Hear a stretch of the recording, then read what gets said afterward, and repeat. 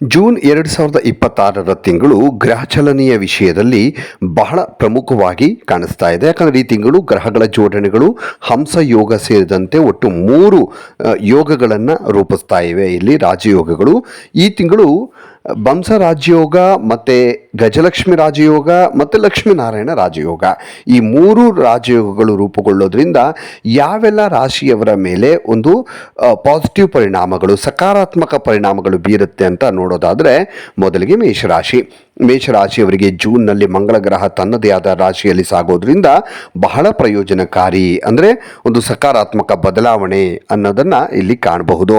ಈ ಸಮಯದಲ್ಲಿ ನೀವು ವಿಶಿಷ್ಟವಾದಂತಹ ಉತ್ಸಾಹವನ್ನು ಅನುಭವಿಸ್ತೀರಿ. ಅದರ ಜೊತೆಗೆ ಈ ತಿಂಗಳು ನೀವು ಬಾಕಿ ಇರುವಂಥ ಕೆಲವು ಪ್ರಮುಖ ಕೆಲಸಗಳಲ್ಲಿ ನೀವು ಯಶಸ್ಸನ್ನು, ಇಲ್ಲಿವರೆಗೆ ಅರ್ಧಂಬರ್ಧ ಆಗಿರುವಂಥದ್ದು, ನಿಂತೋಗಿರುವಂಥ ಕೆಲಸವು ಇದೆಲ್ಲವೂ ಕೂಡ ಮುಂದುವರಿಯುತ್ತೆ ಮತ್ತು ಅದರಲ್ಲಿ ಯಶಸ್ಸನ್ನು ಕೂಡ ನೀವು ಸಾಧಿಸ್ತೀರಿ. ಮತ್ತು ಜೂನ್ 20ರ ನಂತರ 2ನೇ ಮನೆಯಲ್ಲಿ ಮಂಗಳನ ಸ್ಥಾನ ಅನ್ನುವಂಥದ್ದು ಉನ್ನತ ಶಿಕ್ಷಣ ಮತ್ತು ವ್ಯವಹಾರ ಅನ್ವೇಷಣೆಗಳಲ್ಲಿ ಗಮನಾರ್ಹ ಏರಿಳಿತಗಳನ್ನು ತರಬಹುದು. ಅಲ್ಲದೆ ಕುಟುಂಬದೊಳಗಿನ ವಿವಿಧ ವಿಷಯಗಳ ಬಗ್ಗೆ ಉದ್ವಿಗ್ನತೆಗಳು ಕೂಡ ಮುಂದುವರಿಯುವ ಸಾಧ್ಯತೆ ಇರುತ್ತೆ. ಇನ್ನು ಮಿಥುನ ರಾಶಿಯವರಿಗೆ ಜೂನ್ ತಿಂಗಳಲ್ಲಿ ಗುರುವಿನ ಉತ್ತುಂಗ ಸ್ಥಾನ ಅನ್ನುವಂಥದ್ದು ನಿಮ್ಮ ಪ್ರತಿಷ್ಠೆ ಮತ್ತು ಗೌರವವನ್ನು ಹೆಚ್ಚು ಮಾಡುತ್ತೆ. ನೀವು ಧಾರ್ಮಿಕ ಚಟುವಟಿಕೆಗಳಲ್ಲೂ ಕೂಡ ಹೆಚ್ಚು ಆಸಕ್ತಿಯನ್ನು ಹೊಂದಿರ್ತೀರಿ. ಮಕ್ಕಳಾಗಬೇಕು ಅನ್ನುವಂತಹ ಅಥವಾ ಸಂತಾನ ಭಾಗ್ಯದ ನಿರೀಕ್ಷೆಯಲ್ಲಿರುವಂತಹ ದಂಪತಿಗಳಿಗೆ ಮಕ್ಕಳ ಆಶೀರ್ವಾದ ಕೂಡ ಈ ತಿಂಗಳಲ್ಲಿ ಸಿಗುವಂಥದ್ದು. ಹಾಗೆ ನಿಮ್ಮ ಅದೃಷ್ಟ ಸುಧಾರಿಸುವಂತಹ ಸಾಧ್ಯತೆ ಕೂಡ ಇದೆ. ಈ ತಿಂಗಳು ನೀವು ಅನೇಕ ಸಂತೋಷದ ಸಂದರ್ಭಗಳನ್ನು ಅನುಭವಿಸ್ತೀರಿ. ಜೊತೆಗೆ ವಿವಾಹಿತ ವ್ಯಕ್ತಿಗಳು ತಮ್ಮ ಸಂಗಾತಿಯ ಆರೋಗ್ಯದ ಬಗ್ಗೆ ಹೆಚ್ಚಿನ ಕಾಳಜಿಯನ್ನು ವಹಿಸಬೇಕು. ಇನ್ನು ಕರ್ಕಾಟಕ ರಾಶಿ, ಈ ಸಮಯದಲ್ಲಿ ಕರ್ಕಾಟಕ ರಾಶಿಯವರಿಗೆ ಕೇತು ಕರ್ಕಾಟಕ ಲಗ್ನದಲ್ಲಿ ಸಾಕ್ತಾರೆ ಮತ್ತು ಸೂರ್ಯನು ನಿಮ್ಮ 10ನೇ ಮನೆಯಲ್ಲಿ ಸಾಕ್ತಾರೆ. ಪರಿಣಾಮವಾಗಿ ಈ ತಿಂಗಳು ಜೀವನಾಧಾರದ ಆದಾಯದ ಮೂಲಗಳು ನಿಮಗೆ ಸೃಷ್ಟಿಯಾಗ್ತಲೇ ಇರ್ತವೆ. ಅಂದರೆ ಒಂದಾದ್ಮೇಲೆ ಒಂದು ಆದಾಯದ ಮೂಲಗಳು ನಿಮಗೆ ತೆರೆದುಕೊಳ್ಳುತ್ತವೆ. ನೀವು ಧರ್ಮ ಮತ್ತು ಆಧ್ಯಾತ್ಮಿಕತೆಯತ್ತ ಹೆಚ್ಚು ಒಲವನ್ನು ಕಾಣ್ತೀರಿ ಕರ್ಕಾಟಕ ರಾಶಿಯವರು. ಹಾಗೆ ನೀವು ತೀರ್ಥಯಾತ್ರೆಗೆ ಹೋಗುವ ಸಾಧ್ಯತೆಗಳು ಹೆಚ್ಚಾಗಿ ಕಂಡು ಬರ್ತಾ ಇದೆ. ಶನಿಯ ದಯದಿಂದಾಗಿ ನಿಮ್ಮ ಮನಸ್ಸು ಸ್ವಲ್ಪ ಚಂಚಲವಾಗಬಹುದು. ಕರ್ಕಾಟಕ ರಾಶಿಯವರಿಗೆ ನೀವು ಮಾಡುವಂಥ ಕೆಲಸದ ಮೇಲೆ ನೀವು ಗಮನ ಹರಿಸೋದಕ್ಕೆ ನಿಮಗೆ ಸಾಧ್ಯ ಆಗೋದಿಲ್ಲ. ಹಾಗಾಗಿ ಸ್ವಲ್ಪ ಯೋಗ ಪ್ರಾಣಾಯಾಮ ಮಾಡೋದು ಬಹಳ ಒಳ್ಳೆಯದು. ಇನ್ನು ಕನ್ಯರಾಶಿಯವರಿಗೆ ಗುರುವು 4ನೇ ಮನೆಯ ಮೇಲೆ ಇಲ್ಲಿ ದೃಷ್ಟಿಯನ್ನು ಹಾಕ್ತಾ ಇರುವಂಥದ್ದು.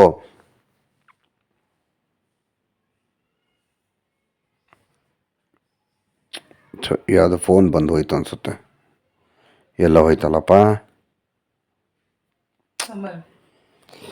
ಇರಿ 1 ನಿಮಿಷ, ಅದನ್ನೇ ತೆಗಿತೀನಿ.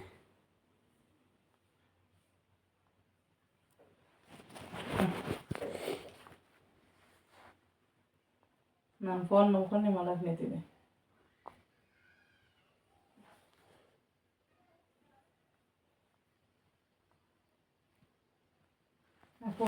ಇರಿ. ಇನ್ನು ಕನ್ಯರಾಶಿಯವರಿಗೆ ಗುರು 4ನೇ ಮನೆಯ ಮೇಲೆ ದೃಷ್ಟಿ ಇಡ್ತಾನೆ. ಇದು ನಿಮ್ಮ ಕುಟುಂಬದ ಎಲ್ಲರ ಸಂಪೂರ್ಣ ಬೆಂಬಲವನ್ನು ನಿಮಗೆ ತಂದುಕೊಡುವ ಹಾಗೆ ಮಾಡುತ್ತೆ. ಹಾಗೆ ನೀವು ಖರ್ಚು ಮತ್ತು ಸಂತೋಷ ಎರಡರಲ್ಲೂ ಕೂಡ ಹೆಚ್ಚಳವನ್ನು ಕಾಣ್ತೀರಿ. ಖರ್ಚು ಜಾಸ್ತಿ ಆಗುತ್ತೆ, ಇನ್ನೊಂದು ಕಡೆ ನೀವು ಖುಷಿ ಸಂತೋಷವನ್ನು ಕೂಡ ಅನುಭವಿಸ್ತೀರಿ. ಇದೇ ಸಂದರ್ಭದಲ್ಲಿ ಬುಧನು ಲಾಭದ ಮನೆಯಲ್ಲಿರೋದರಿಂದ ಕನ್ಯರಾಶಿಯವರಿಗೆ ನೀವು ಅನೇಕ ಏರಿಳಿತಗಳು ಮತ್ತು ಬದಲಾವಣೆಗಳನ್ನು ಕೂಡ ನೀವು ಕಾಣಬಹುದಾಗಿದೆ. ಈ ಸಮಯದಲ್ಲಿ ನಿಮ್ಮ ಆರ್ಥಿಕ ಲಾಭ ಮತ್ತು ಪ್ರಗತಿಗೆ ಉತ್ತಮ ಅವಕಾಶಗಳನ್ನು ಕೂಡ ನೀವು ಪಡೆದುಕೊಳ್ತೀರಿ. ಇನ್ನು ವೃಶ್ಚಿಕ ರಾಶಿ, ಜೂನ್ ತಿಂಗಳಲ್ಲಿ ವೃಶ್ಚಿಕ ರಾಶಿಯವರಿಗೆ ಮಂಗಳ ಮತ್ತು ಗುರುವಿನ ಆಶೀರ್ವಾದ ಸಿಗುತ್ತೆ. ನಿಮ್ಮ ಕುಟುಂಬದಿಂದ ನೀವು ಕೆಲವು ಒಳ್ಳೆಯ ಸುದ್ದಿಯನ್ನು ಕೂಡ ನಿರೀಕ್ಷೆ ಮಾಡಬಹುದು ಮತ್ತು ನಿಮಗೆ ಜೀವನೋಪಾಯ ಸಿಗುತ್ತೆ. ಅಂದರೆ ಜೀವನಕ್ಕೆ ಬೇಕಾದ ಆಧಾರಗಳು ನಿಮಗೆ ಸಿಗ್ತಾ ಹೋಗುತ್ತೆ ಅಥವಾ ದಾರಿಗಳು ಕಾಣಿಸ್ತಾ ಹೋಗುತ್ತೆ. ನಿಮ್ಮ ಕಠಿಣ ಪರಿಶ್ರಮ ನಿಮ್ಮ ಎಲ್ಲ ಕೆಲಸಗಳನ್ನು ಸುಲಭವಾಗಿ ಪೂರ್ಣಗೊಳಿಸೋದಕ್ಕೆ ನಿಮಗೆ ಸಹಾಯ ಮಾಡುತ್ತೆ ವೃಶ್ಚಿಕ ರಾಶಿಯವರಿಗೆ. ಮತ್ತು ಈ ಅವಧಿಯಲ್ಲಿ ನೀವು ಪ್ರವಾಸವನ್ನು ಕೂಡ ಕೈಗೊಳ್ಳೋ ಸಾಧ್ಯತೆ ಕಂಡು ಬರ್ತಾ ಇದೆ. ಇನ್ನಿಷ್ಟು ವಿಡಿಯೋಗಳಿಗಾಗಿ ಮೀಡಿಯಾ 18 ಕರ್ನಾಟಕ ಚಾನಲನ್ನು ಸಬ್ಸ್ಕ್ರೈಬ್ ಮಾಡಿ ಹಾಗೂ ಹೊಸ ವಿಡಿಯೋಗಳ ಅಪ್ಡೇಟ್ಗಳಿಗಾಗಿ ಬೆಲ್ ಐಕನನ್ನು ಕ್ಲಿಕ್ ಮಾಡಿ. Thank you.